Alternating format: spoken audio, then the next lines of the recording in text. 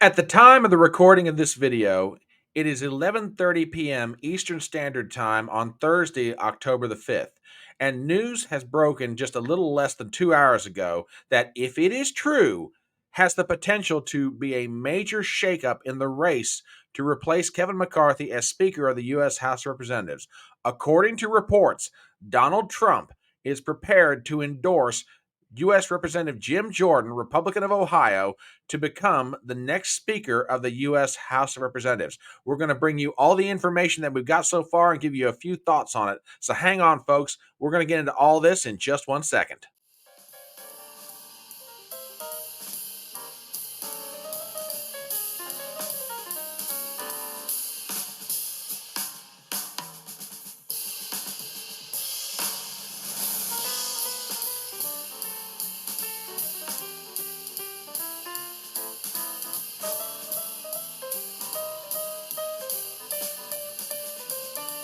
My name is Brian Trippett. I am your front porch conservative. Step on up to my electronic front porch and let's talk.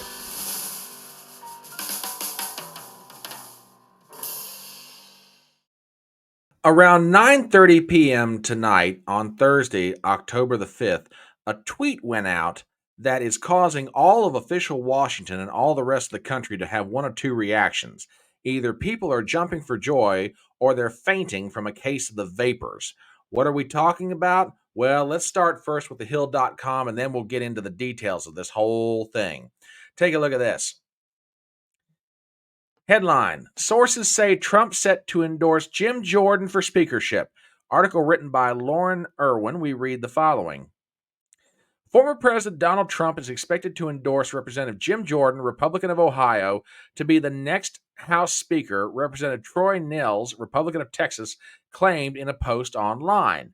After the House removed former Speaker Kevin McCarthy in a historic vote Tuesday, several names have been floated around as his replacement. Jordan, the Judiciary Committee chairman, and House Speaker Steve Scalise, Republican of Louisiana, each have declared their candidacy.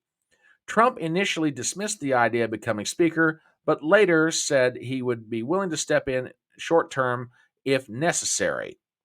On Thursday, Nils posted on Twitter, posted on X, the platform formerly known as Twitter. He had just had a great conversation with Donald Trump about the speakership race. Okay, let's see specifically what it was that Troy Nils said. Here is from his Twitter page, and this was posted around 9:30 tonight. Just had a great conversation with President Trump about speaker's race. He's endorsing Jim Jordan, and I believe Congress should listen to the leader of our party. I fully support Jim Jordan for Speaker of the House. Okay, let's get into this. Who is Troy Nehls? Well, he's a Republican congressman. He is from Texas.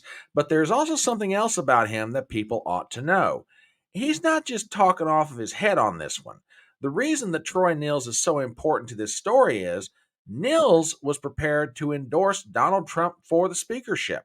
Take a look at this. This is from the Gateway Pundit. And headline, it's much like everything else right now. Donald Trump is endorsing Jim Jordan for Speaker of the House. Article written by Jim Hoft, but I want to go deep into this and show you what I'm talking about as to the relevance of this congressman from Texas. Folks, take a look at this. Recall that Congressman Nehls announced that he would nominate former President Donald J. Trump for Speaker of the House and has said he, quote, has been contacted by multiple members of Congress willing to support and offer nomination speeches for Donald J. Trump to become Speaker. Quote, when the House of Representatives reconvenes, my first order of business will be to nominate Donald J. Trump for Speaker of the U.S. House of Representatives, Nehls said in a statement. President Trump, the greatest president of my lifetime, has a proven record of putting America first and will make the House great again. On Thursday morning, Nehls wrote, I've been contacted by multiple members of Congress willing to support and offer nomination speeches for Donald J. Trump to become Speaker of the House next week. Next week is going to be huge. Okay, now, so this is one congressman from Texas. So you might be sitting there thinking to yourself, okay, maybe he's just trying to stir the pot, maybe whatever. How do we really know that this story has got legs? Well, folks, let me show you another video. This comes from Sean Hannity himself from his show tonight. Folks, Take a listen to this. Jim Jordan and his bid for House Speaker is building. Now, just prior to coming on the air tonight, I have direct sources that are telling me that former President Donald J. Trump is very close to endorsing Jim Jordan very soon for Speaker of the House. Now, okay, so we've got it from two different people. We've got it from a congressman, and now we've got it from a media personality working at Fox News. Now, let's put some things out there from the get-go. All right. I have checked Donald Trump's Truth Social page. Not that my checking it is the be all and end all to this. Okay. As of right now, the recording of this video, Donald Trump has not posted anything about endorsing anyone for the race to become the next Speaker of the U.S. House of Representatives. Now, perhaps Trump is waiting till in the morning because he does have a sense of the theatrical, as we are all well aware. Maybe he's going to wait till tomorrow morning to do it. I don't know, but we'll see. Now, some thoughts about all this.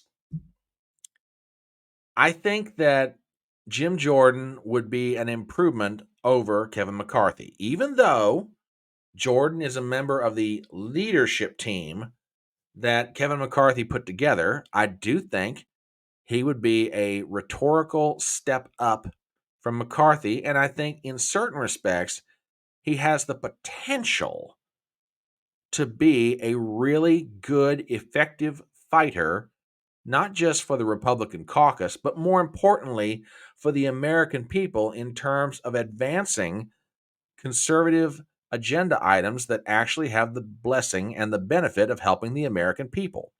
There is one thing in his favor right now which may sway a lot of people. Let me show you a tweet from a political strategist named Joey Marino. This is fairly interesting. Take a look at this. Jim Jordan has already publicly pledged he does not support Ukraine funding. This is excellent. We cannot have a speaker who supports Ukraine. Now, I have not seen that quote myself, so I'm just going to be perfectly honest with you. But if what is being reported is true, that Jordan is not in favor of giving any more money to Ukraine, that might be enough to swing the Freedom Caucus to his side and to get a significant number of the members of the House to go along with him, in spite of the fact that there's a bunch of people in the Republican caucus who want to give more money to Ukraine. So we'll see how all that shakes out. Now, I say that Jordan has the potential to be a really good speaker. I have reservations about this. And these reservations are not just mine, but I think they are accurate, and I think they are a noticeable thing about Jordan. Jordan talks a really good game, but Jim Jordan is kind of light on delivering the goods, so to speak.